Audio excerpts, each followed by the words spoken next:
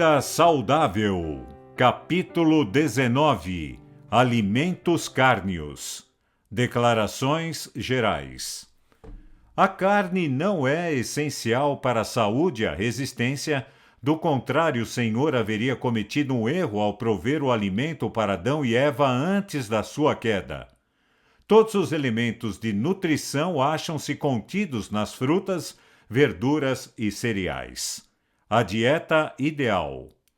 É propósito do Senhor que o seu povo volte a viver de simples frutas, verduras e cereais. Ele conduziu os filhos de Israel ao deserto, onde não podiam obter alimentos cárneos, e deu-lhes o pão do céu. O homem comeu o pão dos anjos.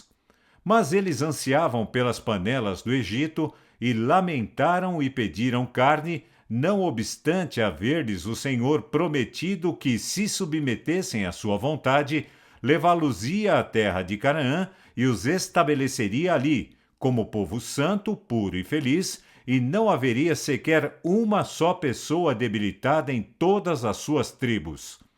Pois ele tiraria do meio deles toda a doença.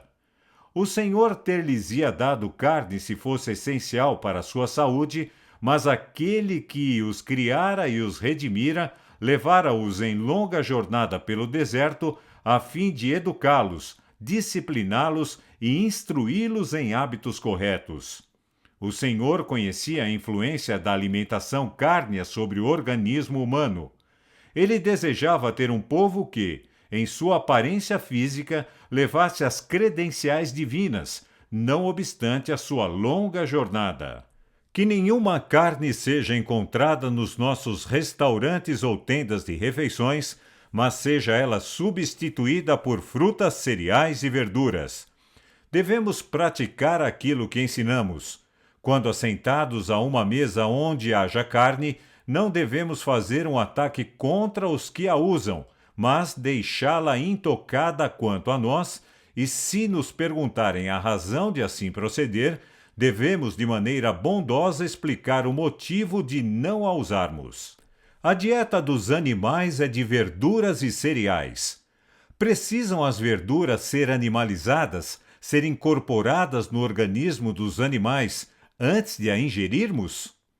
Precisamos obter o nosso regime vegetal mediante o comer carne de cadáveres?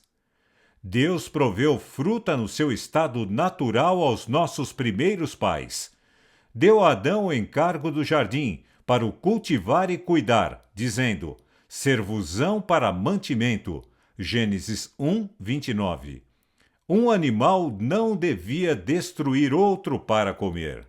Os que têm vivido toda a vida com o regime carnívoro não veem o mal de o continuar a praticar e devem ser tratados com ternura. Substitutos para a carne. Algo deve ser preparado para substituir o lugar da carne, e estes alimentos devem ser bem preparados para que a carne não seja desejada. Sei que, com cuidado e habilidade, os pratos poderiam ser preparados para tomar o lugar da carne. Mas se a principal dependência da cozinheira é a carne, ela encorajará a comer carne e o apetite pervertido enquadrará todas as desculpas para este tipo de dieta. A carne é a dieta mais cara que se pode ter. Efeitos da ingestão de carne. Efeitos físicos. Não hesitamos em dizer que a alimentação cárnea não é necessária para a saúde ou vigor. Um dos grandes erros em que muitos insistem é que a força muscular depende da alimentação animal. Mas os simples cereais, frutas das árvores e verduras têm todas as propriedades nutritivas necessárias para produzir bom sangue. Isto um regime de carne não pode fazer. Falando em apoio desta dieta, eles disseram que sem ela eram fracos em força física. Mas as palavras do nosso professor para nós foram, abre aspas, como um homem pensa, assim ele é, fecha aspas. A carne de animais mortos não era o alimento original do homem. Foi permitido ao homem comê-la após o dilúvio, porque toda a vegetação tinha sido destruída. Desde o dilúvio, a raça humana tem vindo a encurtar o período da sua existência. A degeneração física, mental e moral está a aumentar rapidamente nestes últimos dias. A fraqueza experimentada ao deixar de comer carne é um dos argumentos mais fortes que eu poderia apresentar como razão pela qual se deve interromper a sua utilização. Aqueles que comem carne sentem-se estimulados depois de comerem este alimento e supõem que se tornam mais fortes. Depois de interromperem o uso da carne, podem durante algum tempo sentir-se fracos, mas quando o organismo é purificado do efeito desta dieta, já não sentem mais fraqueza e deixarão de desejar aquilo para o qual invocaram como essencial à força. Talvez penseis que não vos é possível trabalhar sem carne. Assim pensei há algum tempo, mas sei que em seu plano original, Deus não providenciou carne de animais mortos como parte do regime alimentar do homem. É um gosto grosseiro, pervertido, que aceita esse alimento. Pensar em carne morta apodrecer no estômago é revoltante. O consumo de alimentos cárneos produziram sangue e carne pobres. O vosso organismo encontra-se em estado de inflamação, pronto para contrair doenças. Estais sujeitos a ataques agudos de doença e à morte repentina, pois não possuis resistência constitucional capaz de combater e vencer a doença. As faculdades intelectuais, morais e físicas são prejudicadas pelo uso habitual de alimentos cárneos. A sua utilização desarranja o organismo. O uso da carne de animais tende a produzir desajeitada corpulência. O seu regime cárneo, julgado essencial, não era necessário e que, como eles eram compostos do que comiam, cérebro, ossos e músculos encontravam-se em condição doentia, porque viviam de carne de animais mortos. O seu sangue estava a ser corrompido por este regime impróprio. A carne que ingeriam estava doente, e todo o seu organismo estava a tornar-se pesado e corrompido. Quando nos alimentamos de carne, os sucos do que comemos passam para a circulação. Cria-se uma condição febril, porque os animais estão doentes e, ao partilharmos da sua carne, plantamos as sementes da doença nos nossos próprios tecidos e sangue. Depois, quando expostos às mudanças numa atmosfera nefasta, as epidemias e doenças contagiosas predominantes, estas são mais sensivelmente sentidas, pois o organismo não está em condições de resistir à doença. Porque os que participam de alimento cárneo não experimentam imediatamente os seus efeitos, não se pode deduzir que ele não lhes faça mal. Ele pode estar agindo com segurança no seu organismo e, todavia, a pessoa por algum tempo não percebe nada. A responsabilidade de contrair doenças é multiplicada por 10 vezes por comer carne. A prática de comer em grande parte carne está a causar doenças de todos os tipos: cancros, tumores, escrófulas, tuberculose e outras afecções semelhantes. A mortalidade causada pelo consumo de carne não é discernida. Se assim fosse, não ouviríamos argumentos e desculpas a favor da condescendência com o apetite por carne morta. O seu organismo está cheio de tumores escrofulosos provenientes do alimento cárneo. O uso da carne de porco na sua família tem transmitido má qualidade do sangue. Cancros, tumores e várias outras doenças inflamatórias são em grande parte causados pelo consumo de carne. Da luz que Deus me deu, a prevalência de cancros e tumores deve-se, principalmente, a um exuberante regime alimentar com base em carnes. Cancros, tumores, doenças pulmonares, do fígado e dos rins, todos existem nos animais que são utilizados na alimentação. Quando um membro se parte, os médicos recomendam aos seus pacientes que não comam carne, pois haveria perigo de inflamação. efeitos mentais e morais. Se subsistirmos em grande parte com carne de animais mortos, participaremos da sua natureza. O regime cárneo muda a disposição e fortalece o animalismo. Educar os vossos filhos para subsistirem com o regime cárneo seria prejudicial para eles. A sua utilização excita as propensões animais para aumentar a atividade e fortalecer as paixões animais. Quando as propensões animais aumentam, as faculdades intelectuais e morais diminuem. O uso da carne dos animais tende a produzir desajeitada corpulência, ao mesmo tempo em que embota as finas sensibilidades da mente. É impossível àqueles que usam em abundância carne de animais ter um cérebro claro e um intelecto ativo. Comer muita carne diminuirá a atividade intelectual. Os estudantes realizariam muito mais nos seus estudos se nunca provassem carne. Quando a parte animal da natureza humana é reforçada pelo consumo de carne, as faculdades intelectuais diminuem proporcionalmente. As faculdades intelectuais, morais e físicas são prejudicadas pelo uso habitual de alimentos cárneos. Tal dieta contamina o sangue e estimula as paixões mais baixas. Impede o vigor do pensamento e enfraquece as percepções, para que Deus e a verdade não sejam compreendidos. Efeitos espirituais. Se cada um pudesse discernir estes assuntos tal como me foram apresentados, aqueles que são tão descuidados, tão indiferentes em relação à construção do seu caráter, aqueles que apelam à indulgência numa dieta de carne, nunca abririam os seus lábios em justificação de um apetite pela carne de animais mortos.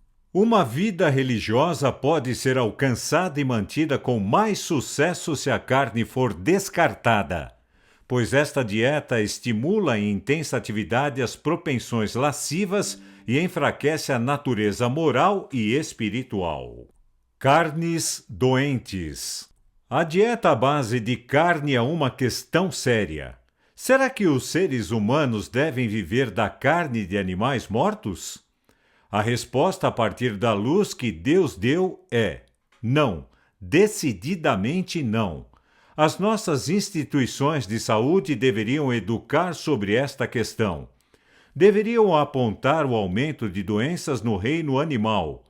O testemunho dos examinadores é que muito poucos animais estão livres de doenças. Doenças de todo tipo afligem a família humana e são em grande parte o resultado de subsistirem da carne doente de animais mortos. Aqueles que subsistem em grande parte da carne não podem evitar comer a carne de animais que estão, em maior ou menor grau, doentes. O processo de preparar os animais para o consumo produz neles a doença. E mesmo alimentados da forma mais saudável possível, tornam-se irritadiços e doentes na caminhada antes de chegarem ao mercado. Os fluidos e a carne destes animais doentes são recebidos diretamente no sangue e passam para a circulação do corpo humano, tornando-se fluidos e carne do mesmo. Assim, os tumores são introduzidos no organismo, e se a pessoa já tem sangue impuro, é grandemente agravado por comer da carne destes animais. Os próprios animais cuja carne se come são frequentemente tão doentes que, se deixados sozinhos, morrem por si mesmos. Mas enquanto o sopro da vida está neles, são mortos e trazidos para o mercado.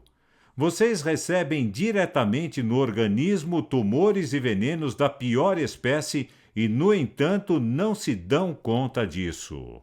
Há poucos animais que estão livres de doenças. A muitos tem sido imposto muito sofrimento pela falta de luz, de ar puro e de alimento saudável.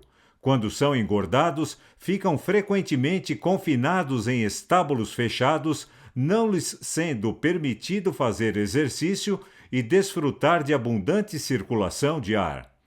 Muitos pobres animais são deixados a respirar o veneno da imundície deixada nos celeiros e estábulos.